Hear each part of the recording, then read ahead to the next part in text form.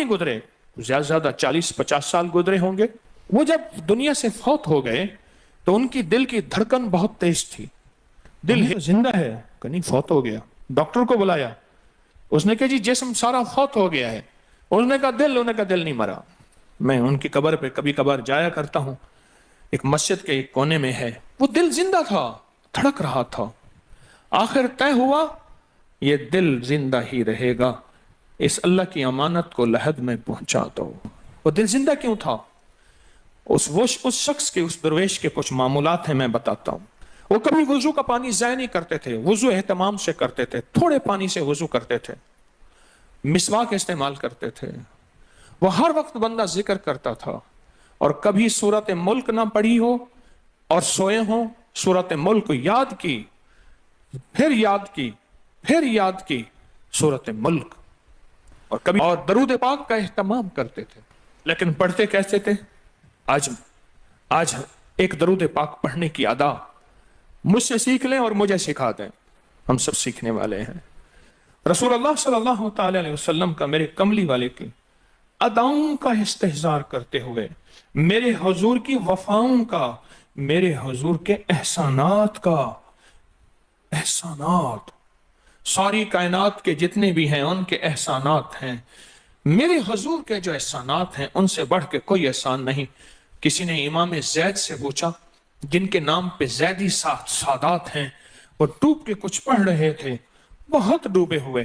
کسی نے پوچھا کہ آقا کیا پڑھ رہے تھے؟ فرمایا درود پاک پڑھ رہا تھا۔ اور پوچھا کہ حضرت یہ ڈوب کے کیا؟ کہا اپنے بڑوں کے احسانات کا استحضار تھا کہ انہوں نے ہم پہ احسان کیا۔ امام زید کی ادائیں ہیں، استحضار ہو ساری کائنات کے احسانات، لیکن جو احسان میرے کملی والے کا ہے وہ کسی کا ہو نہیں سکتا، جو احسان میرے آقا کا ہے وہ کسی کا ہو نہیں سکتا۔ احسانات ہوں۔ اچھا، پہلے تصور میں آئیں گے، پہلے زبان پہ، پھر تصور پہ، پھر توجہ پہ، اور پھر ایک وقت ایسا آئے گا، ایسا محسوس ہوگا کہ میرا حضور ہے، ان کے ہاتھ مبارک ہیں، حوض کوثر کا پیالہ ہے، وہ مجھے دے رہے ہیں، میں پی رہا ہوں، اور اس کا ذائقہ میری زندگی میں کبھی جائے گا ہی نہیں۔ ایسا ہوتا ہے، جن کے ساتھ یہ بیتی ہے بات، ایسا ہوتا ہے، اور 100% ہوتا ہے، اور 100% ہوتا ہے، ایسا ہوتا ہے۔ مشق کرتے کرتے آپ اس مقام تک پہنچ جائیں گے، مشق کرتے کرتے اس مقام تک پہنچ جائیں گے، خود محسوس ہوگا اور جاگتی آنکھوں سے محسوس ہوگا۔ اور مشق کرنی ہے حضور کے احسانات کو سامنے رکھ کے۔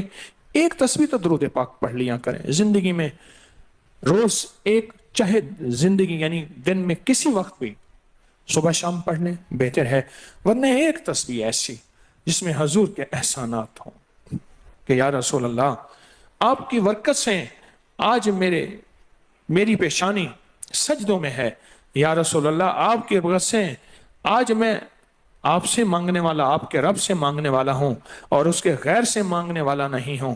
یا رسول اللہ آپ کی برکت سے میں قرآن کا حامل ہوں، سجدوں کا حامل ہوں، نماز کا حامل ہوں، اور آپ کی برکت سے یہ ملا مجھے نیکیاں، یہ عبادتیں، یہ سعادتیں، یہ راحتیں، یہ رحمتیں، یہ برکتیں، یہ خیریں ملی یا رسول اللہ آپ کی برکت سے۔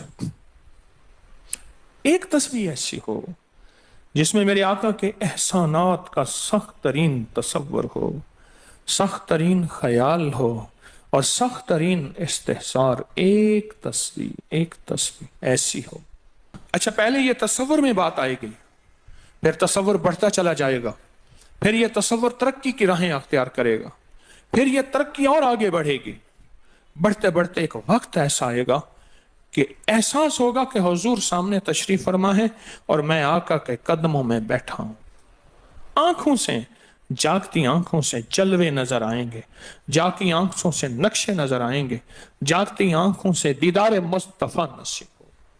کئی درویش تھے، کئیوں نے کہا ہمارے لاہور میں شادرہ ہے، وہاں ایک صاحب تھے، کسی درویش کے پاس گئے، اس نے کہا جی مجھے حضور کا دیدار کرا دیں۔ فرمایا آنکھیں بند کر۔ آنکھیں بند کر کی تو اس دم اس کی جھٹکے سے آنکھیں کھولی، کہا اللہ کی قسم میں نے حضور کا دیدار کر لیا. جاگتی آنکھوں سے آپ ایک آج فیصلہ کریں, ایک تسبیح درود پاک کی پڑھیں, صبح شام پڑھیں, 12 تسبیحاں پڑھیں, 16 پڑھیں, 100 پڑھیں, 1000 پڑھیں, لاکھ پڑھیں روزانہ, لیکن ایک تسبیح ایسی ہو جس میں حضور کے احسانات, حضور کی شفقتیں امت پہ, حضور کی محبتیں امت پہ, میری کملی والے کی عطائیں, شفقتیں, مہربانیاں, کمالات, احسانات, اس کا تصور کرتے ہوئے پڑھیں گا. پہلے تصور نہیں جمے گا, پھر آہستہ آہستہ آہستہ آہستہ یہ تصور توجہ میں تبدیل ہوگا, تصور توجہ میں تبدیل ہوگا, پھر یہ توجہ دھیان بن جائے گا, پھر دھیان اعتقاد بن جائے گا, ایقان کہتے ہیں جسے, پھر ایقان یقین کی شکل اختیار کرے گا. جب یقین بنے گا نا, پھر ایسے اللہم صلی علی پڑھیں گے اور صلی علی کے سارے نقشے سامنے آ جائیں گے, صلی علی کے سارے نقشے سامنے آ جائیں, ساری کیفیتیں سامنے آ جائیں گے. ایسے لوگوں کو سنو جو فائدہ ہوتا ہے وہ طی الارض حاصل ہو جاتا ہے, ایسے لوگوں کو طی الارض حاصل ہو جاتا ہے. طی الارض یہ ہے کہ اللہ کے بعض اولیاء بندے ایسے ہیں وہ پہلا قدم اٹھاتے ہیں تو دوسرا قدم 1400 میل کا ہوتا ہے. پہلا قدم کے بعد جب دوسرا قدم وہ 1400 میل کا. طی الارض کی آج میں نے آپ کو بنیاد بتا دی, وہ میرے آقا کی محبتیں اور میرے آقا کے احسانات اور میرے کملی والے کے احسانات کا تصور کر کے استحضار قلبی, استحضار لسانی, یہ پڑھ کے درود پاک پڑھیں. زبان سے درود پاک پڑھیں, قبول. بے دہانی سے پڑھیں, قبول. درود ہے ہی ایسی عبادت, بے توجہ سے پڑھیں, قبول. مصروف زندگی میں پڑھیں, قبول. وضو پڑھیں, قبول. بے وضو پڑھیں, قبول. پر ایک تسبیح کوئی ایسی بھی پڑھ کے دیکھ لیں جو میری آخرت کا سامان بن جائے, اور دنیا میں مرنے سے پہلے اللہ میرے دل کی آنکھیں کھول دے. چہرے کی تو کھلی ہیں, اللہ دل کی کھول دے. ہاں, دل کی آنکھیں جس کی کھل جاتی ہیں وہ زندگی میں کامیاب, دنیا میں کامیاب, عزتوں کے تاج, شان و شوکت کے تاج. جس کی دل کی آنکھیں کھل جاتی ہیں وہ نامراد بھی ہے نا تو بامراد ہو جاتا ہے. اور جو بندہ حضور کے احسانات کے ساتھ ایک تسبیح درود پاک کی پڑھے گا وہ نامراد سے بامراد ہوگا.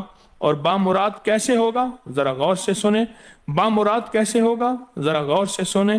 بامراد ایسے ہوگا, بامراد ایسے ہوگا کہ اللہ پاک اگر اس کی پیشانی پہ بدبختی, شقاوت, ذلت, لعنت لکھی ہے, اللہ درود پاک استحضار سے پڑھنے کی برکت سے اس کی پیشانی پہ رحمت, عطا اور شفقت, مہربانی, محبت اور کرم لکھ دیتا ہے.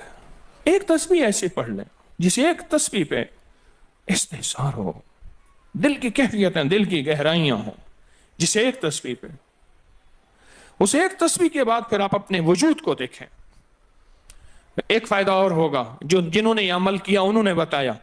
ایک فائدہ اور ہوگا, وہ فائدہ یہ ہوگا کہ جسم ہواؤں میں تحلیل ہو جائے گا. یہ وجود ختم ہو جائے گا, یہ جو موجودہ وجود ہے. دیکھیں آپ جو خواب دیکھتے ہیں نا وہ بھی آپ کا وجود ہوتا ہے, وہ روح کی دنیا کا وجود ہوتا ہے, یہ تن اور من کی دنیا کا وجود ہے. اس وجود کو فنا ہے, روح کی دنیا کے وجود کو فنا نہیں ہے, بقا ہے. پھر آپ کو روح کی دنیا کا وجود ملے گا, اور روح کی دنیا کا وجود پھر کائنات کی سیر کرے گا اور کائنات کے جلوے دیکھے گا, کائنات کے مظاہر اور منظر دیکھے گا. پھر آپ زبان پہ نہیں لا سکیں گے کہ لوگوں کے برتن چھوٹے ہیں. اور فرمایا پھر یہ شخص اپنے آپ کو چھپائے گا ایسے جیسے کوئی ناپاک کپڑے کو چھپاتا ہے, اپنے عیبوں کو جو چھپاتا ہے ایسے اپنی اس ولایت کو چھپائے گا. ایک تسبیح سے ابتدا ہوتی ہے.